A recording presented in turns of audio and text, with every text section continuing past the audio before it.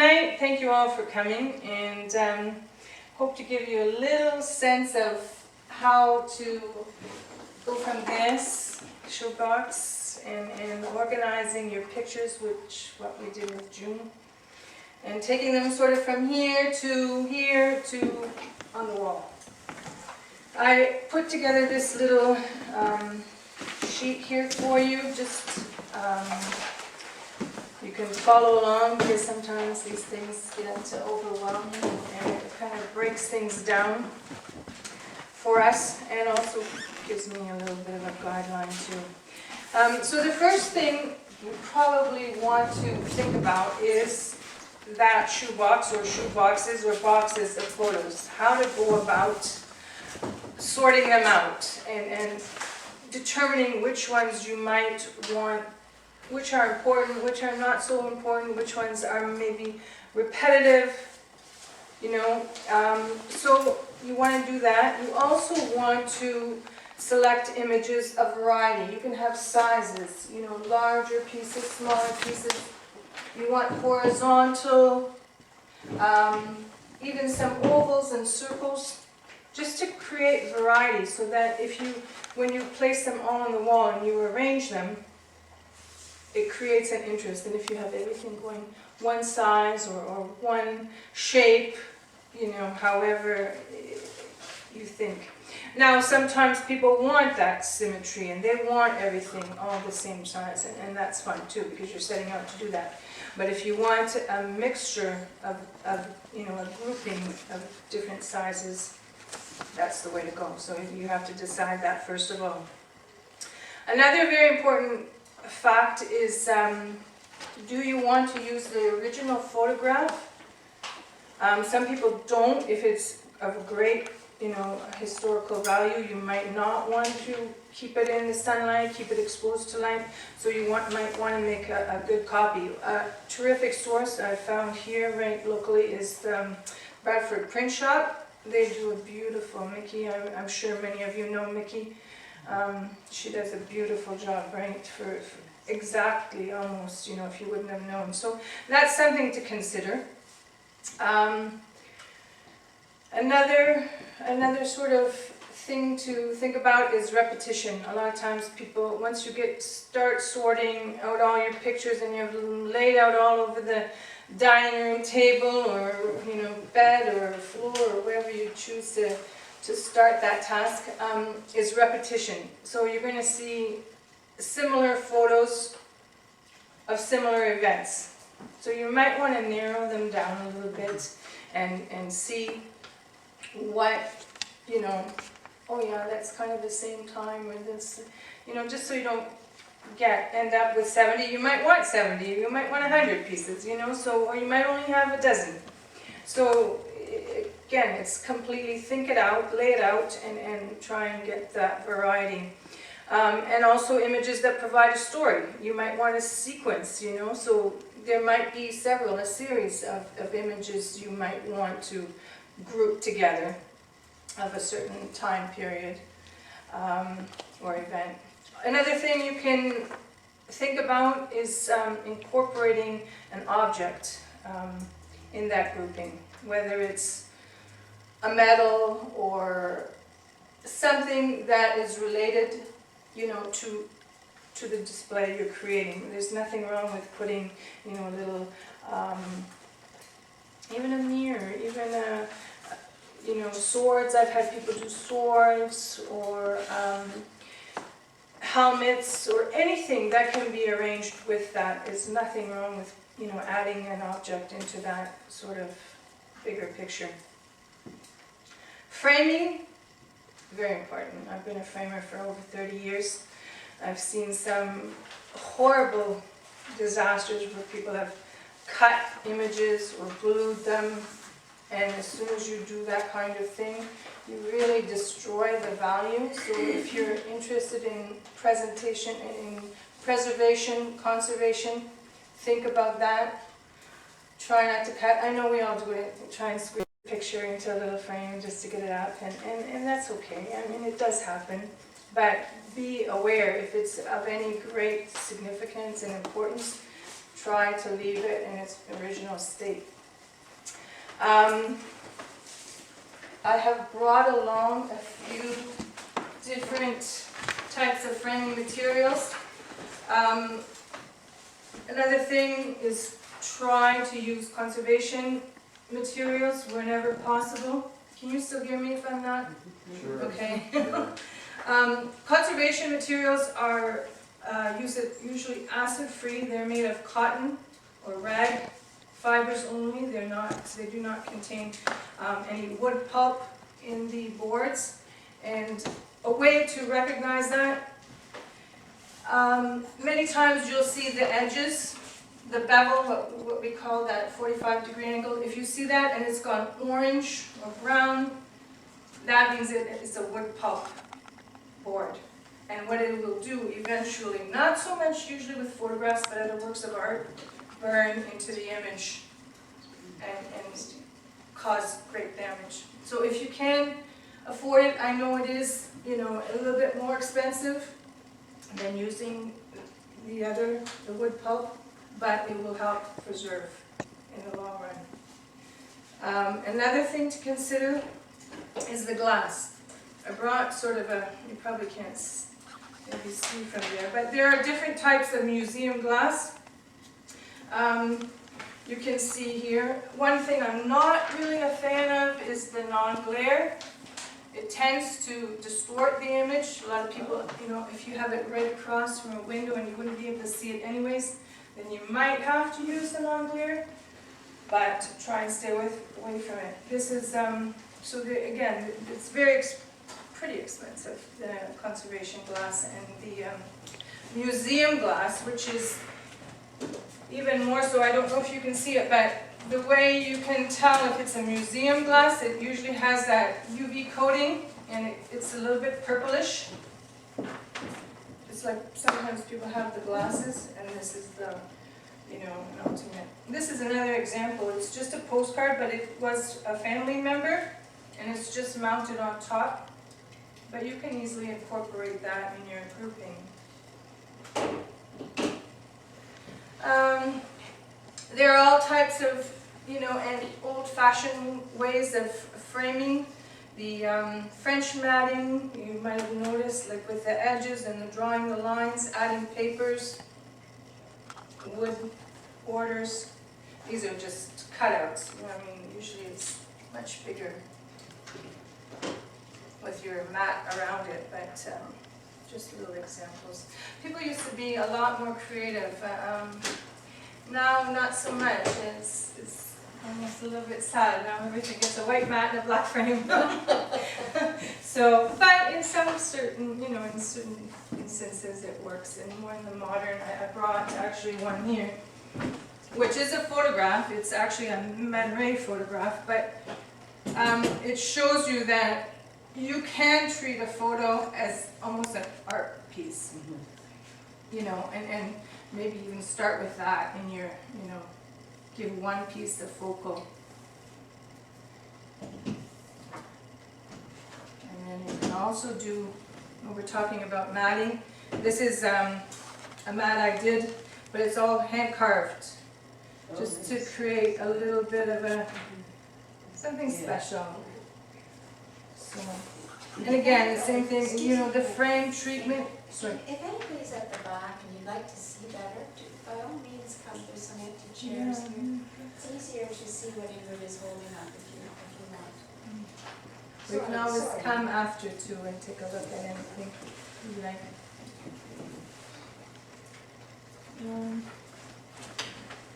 So yeah, and then the frames range, from, there's some beautiful frames out there. Again, it depends on your budget. You can go, some people like, very ornate.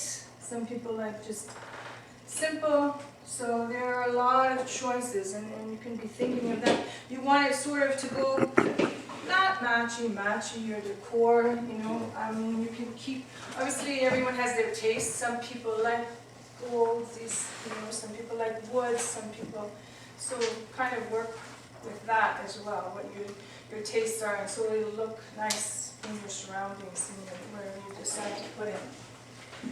Yeah, and mix and match frames. You know, there's really no hard rules in what you can do, you know, it's more about a pleasing overall arrangement, and you'll know when something doesn't fit. I think we had that experience a couple of times. We had a lot of dark frames, a lot of dark wood frames, and then we tried to introduce a couple pine frames that were, you know, a lighter color, and they just stood out, and we ended up having to sort of redo those and just put them in a bit of a darker frame because they just were too off. Sources for frames, there are so many places you can get frames. There used to be a lot more antique shops, secondhand stores. You can find them, especially if you're interested more in the old-fashioned frames that are, you know, maybe 30, 40, 50 years old, real wood. You know, you can, of course, I hate to mention the modern ones, but there's, you know, HomeSense, there's IKEA has really, if you're into very clean contemporary frames, you can find those very, very reasonable, you know, $5, $10. Or you can go custom and spend, you know, hundreds of dollars. It just depends, you know, on your budget and tastes, I guess, as well. Another thing is doing the shadow boxes, where you can combine pictures as they are related to the subject. This was done for my father when he retired about 20 years ago. More, maybe. And so I took some pictures and I put some of his tools of the trade at that time before computers, and so it makes an interesting arrangement, and there's several frames in here. There's also another, this is also another idea here. Putting a few little, you know, in a menu with a few pictures that remind you of a certain time. Again, two totally different looks, two totally different budgets, and but also very, very interesting, you know, because it just, when you're viewing the overall arrangement, you're just drawn to it and you want to explore, what was this, and why this, you know, so it creates its own little interest.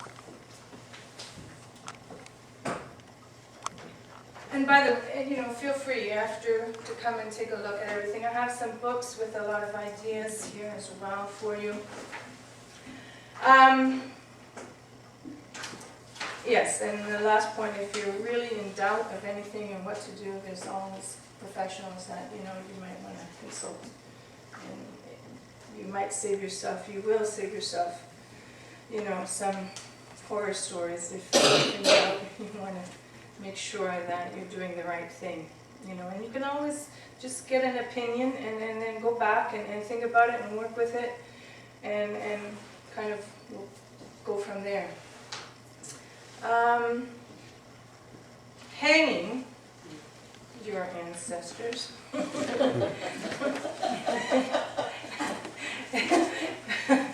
is the next big picture. On this second sheet, I'll just jump to this because I found this in one of my books, but I thought it would be helpful because one of the things I always tell people, once you have everything framed that you wanted to frame, how do you go about arranging it? And instead of, you know, doing this, okay, hanging it up and, oh, that's too high, or that's too low, or it needs to go over a little bit more. And then taking it off and putting another hole in the wall. The best way to do it is to lay it out in front of where you want to arrange it. So, I mean, in this case, it's a couch. You know, it could be up a stairway, and that is, you know, a little trickier too. And of course, however busy, how many pieces you have, you know, will determine that. In a situation like this, I find it's best to sort of choose a center area and start with that, either the largest piece, and work your way out. So you can add on, you can take away, you know, as you grow your collection. A lot of times people have over the years acquired more and more pictures, and they keep adding and adding. And then it loses its sort of flow. So sometimes in that situation it's better to take them all off and start again. You might have a few holes, but at least then you can regroup them and make everything look a little bit more arranged. One of the pictures, and you can come and take a look at this after because I'm not sure if you can see it all. This is for a different reason, but I like to use it because it's such a poor arrangement of pictures.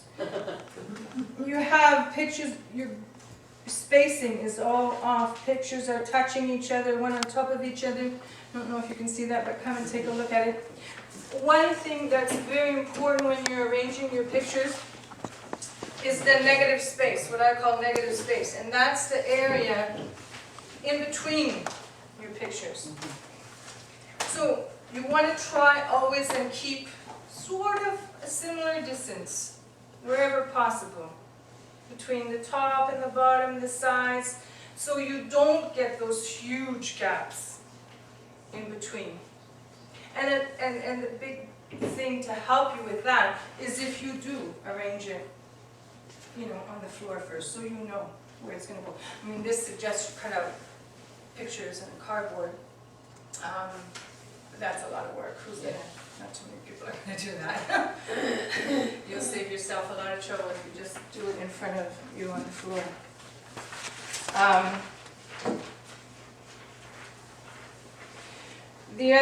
One of the other thing is the grouping of styles and themes, which we also talked about, which you were looking at when you first select your photographs. You're also considering styles and themes. You're going to group those similarly together. Consider the weight. So what I'm talking about with weight, you could have something like a lighter frame in with a darker frame. And the darker frame could be much smaller, but it's going to come across as being heavier just because of its coloring. So that also sometimes affects your arrangement. Keep that in mind because sometimes you might want to put that on top. If it's a heavier piece, you might want to put it on top. If it's a lighter piece, you can put it on the bottom. Some people are very happy to put a small piece over a large piece. There's nothing wrong with that either. And then the same thing with if you were to do it this way.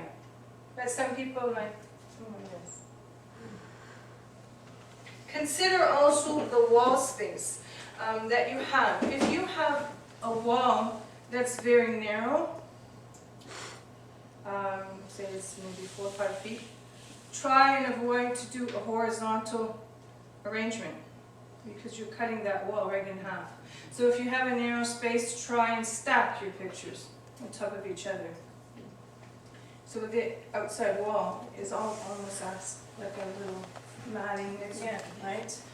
So in a large horizontal wall, certainly you don't want to stack things on top and have all that extra negative area out there. So keep in mind where you're going to place the frame. Another favorite, people always ask me, how high? How high do I put it? I sometimes walk in people's home and it's way up there. Yeah, Well, how are you going to see it? You know, so a rule of thumb usually is eye level. And I know that will depend for a lot of people, but try and keep it at eye level. If you're hanging a series, your eye level is going to be, I'm using this one again, sort of in between these two, right? So you're not going to have this one as your eye level and this one way down here. So, and same if you're adding another piece on top of that. Try and determine that ahead of time, how low your lowest piece is going to be and how high you're willing to go with the top piece. It's easier for people usually to crouch down a little bit than it is to try and look too far. Stairways are very interesting as well. Usually you hang smaller pieces along a stairway. And again, the same thing as when you're going up that step. Each step, you can start with a picture sort of above the step. If you can, it doesn't always work out that way. And then build, so you're getting that diagonal flow. But again, with the eye level, so you could have one or two. You don't want anyone falling off the step and trying to, stay too high. So keep all those. They're all common sense things, but can be overwhelming when you're working on a large grouping. Symmetrical or asymmetrical arrangements. That's very personal. Again, just some people like things very balanced. So if you have very equal size images that's easy to work with, sometimes easier to do a display area based on that, then it is asymmetrical. But if you find yourself with one large piece and a lot smaller pieces, use something like this as your guide. This could be the piece that's sort of at your eye level, and you can work above and below that, if I'm making any sense there.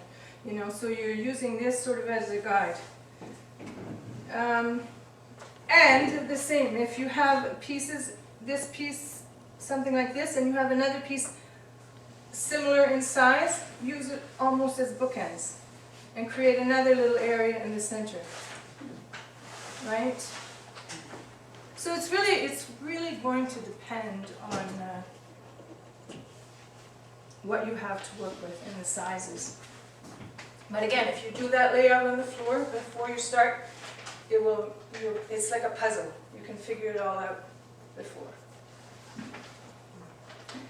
Hardware and equipment.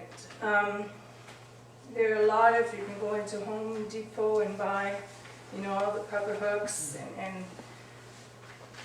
nails. You can use a nail if you want. A lot of people think they have to have all the proper hooks and everything, but you can use, a nice finishing nail even. Just make sure. One common mistake people always do is they put the nail straight in, and then over time it tends to drop. So if you always start on a 45, you'll be good. You'll be fine. And the same, there's a little example on the back here. You see the girl with the holding the wire. A little trick sometimes is the wall. Say the wall's here. Just use that wire, pull it up, and make a mark on your wall.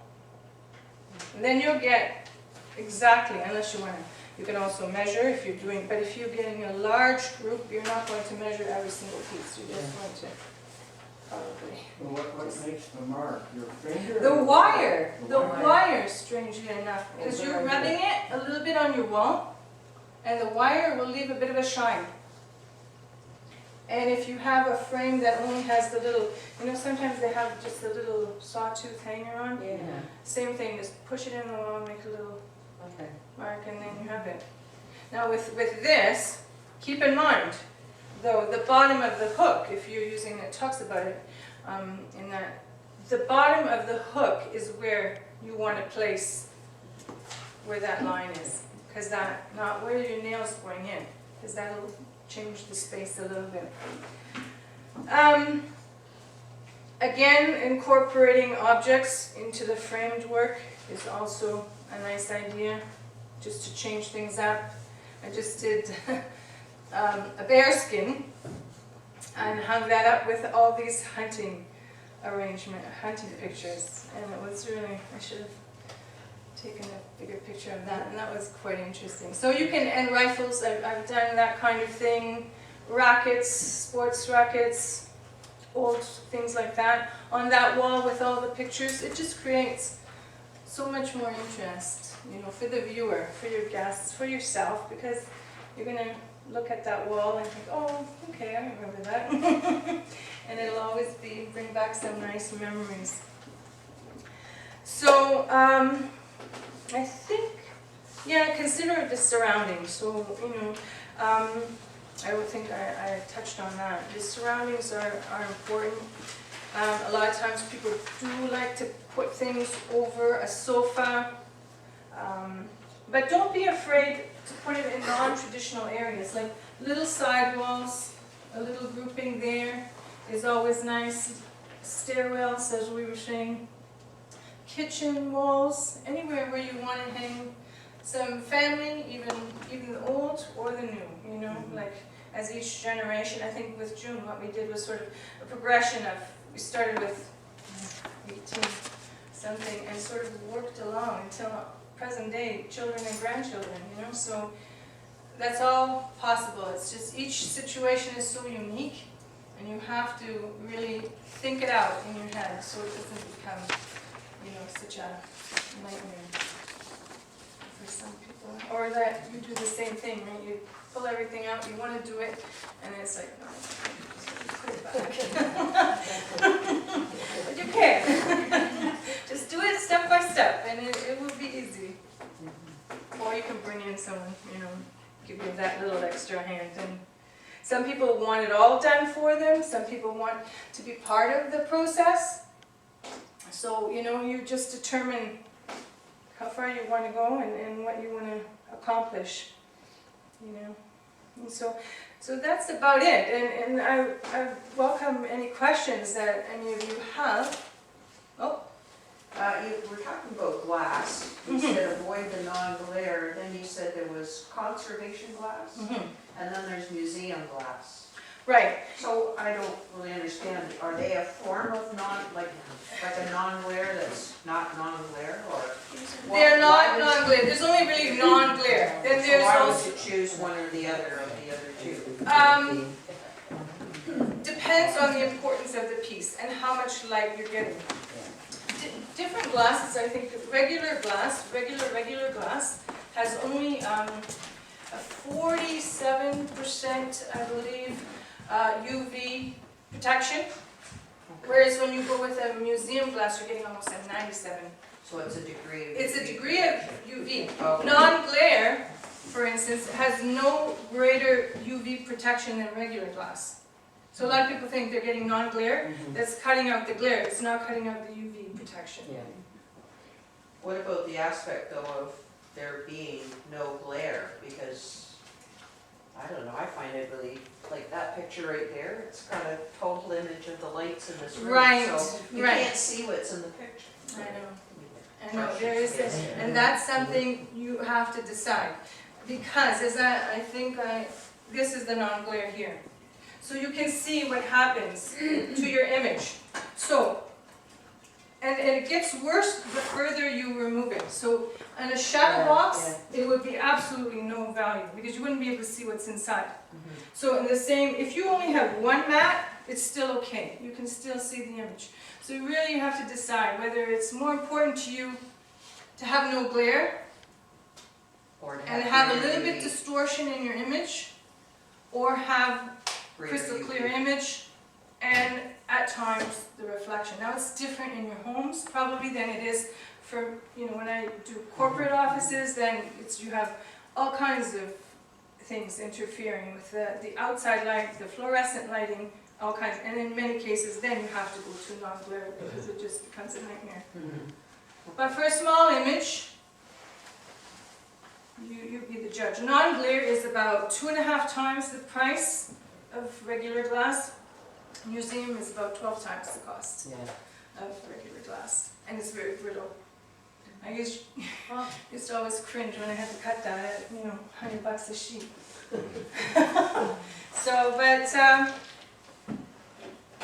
Again, it really depends. You'll see this glass many times in the museums, and that's why. Even though they have very little light. And any kind of image, whether it's a work of art or a photograph, the older photographs actually are a lot more stable because of the silvering than the new digital images. They will fade very quickly and change color. This is a good example of, you know, sort of the 60s when they all went sort of this orange, purpley red color. Right? So it's a good idea to avoid hanging any artwork or photographs across from direct light. You know, if you're away all day, close the blinds or things like that. If you must put it in that, just be aware of that damage that light does do. And that's why a lot of people choose to make copies also. So you have to consider all those elements. Any other?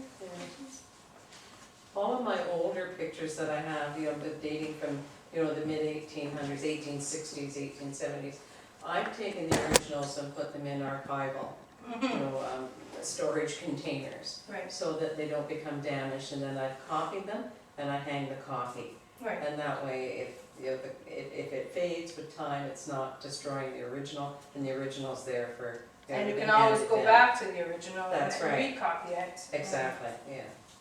Yeah, very true. Yeah. And color photographs are more sensitive to light, excuse me, than the black and whites. What about real art, like real oil paintings? Right. You don't put glass on them. Is there anything that you should maybe do for those? Same thing. You do see sometimes if it's very old and cracking.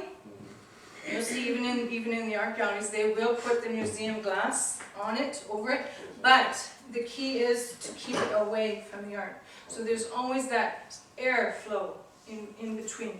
Never should it be touching, especially if it's canvas, needlework, fabric, anything. The glass should always be raised up away. And I think Joan, she brought this one, so where we wanted to really float this piece in its original state, but it would have been touching the glass. So there's a little clear, you probably can't see it, you're welcome to come up after and take a look at it. There's a little clear bracket that would clip on the glass and it just keeps it away. Same with the paintings. Something like this, probably where there's a liner, there's two frames here. So the glass is actually sitting between this frame and the black one. And that's what you might see with paintings. But traditionally, no. Canvas and oil, it needs to breathe. So it really should be not put under glass. But the same thing. Oils are a lot more light stable than watercolors. Watercolors fade the quickest, and the colors are fugitive, as they say. So they will bleed very quickly. But oils, traditionally go for hundreds of years, but still don't put it if you cannot avoid it across from light. Sorry, David, you had a question too? Who are these two people? This is my mom, and this is my dad. Oh, nice. How do you handle fabric? Yeah. In For which example, I got an old bonnet, and I don't want to glue it. Do I sew it? Yes, they are stitched, Oh, are they? usually, because you don't want to glue it, and you don't want to put staples in it, so you actually stitch it on with a thread, a cotton thread preferably, then that invisible, it's like a plastic, like a fishing wire or something. Try and use a linen or a cotton-based thread. And then, again, it's very important that it's not touching the glass. So there has to be a shadow box type Right. frame. Ideally, yes. Yeah, I had my mother's christening veil, so, you know, it's 102 years old, and I've been debating about what to do with it as to whether or not to frame it and hang it on the wall. But if I take it to, you know, somebody to do it, will they actually sew it or will they glue it on? Well, that's where you have to make sure with heirlooms like that, that you're taking it to a professional, you know. I've had people, when I had my shop, took things to, I'm not gonna say where, but it's a big store, and they glued it. Michael's. Now, there are glues that are acid-free, that are reversible, but you have to be very sure that you know what the components are for that glue. And again, you have to go to a professional. There's rabbit skin glues that same thing can come off, but they will stain, I think, eventually. Yeah. So the best, the safest way is to stitch, Okay. which is more cost, Yeah, you know, but at least it's done yeah. properly. Any other- Where is your shop? Well, I had a shop for many years, but I bought the old building in Cookstown, number 10. I was in the city in Toronto for many years, and then decided in 2006 I really would love to have an old building and redo it and live upstairs. But fortunately, a couple of years later, the recession hit. Yeah. And if any of you have been in Cookstown lately, it's became a ghost town pretty quick. So after 2008, everything just stopped, you know, and so I tried to sell. It took about two years, but just was, even the corporate side for me, just fell apart. Everyone just stopped buying, so it was really hard to continue. If people want to get a hold of you to do things, how would they get a hold of you? I have some cards here. Okay, good. Feel free. I took all my equipment, I kept my equipment, and I do it in my home now. And I have a little space there. You're welcome to come, or a lot of times I will go to people's homes, you know, for, you know, what's the word I'm saying? For a consultation, thank you. You know, and take a look at your space as well, and see, you know, and then I can make a better recommendation for you as well. Or you can just, if you know what you want, you're welcome to come. Thank you.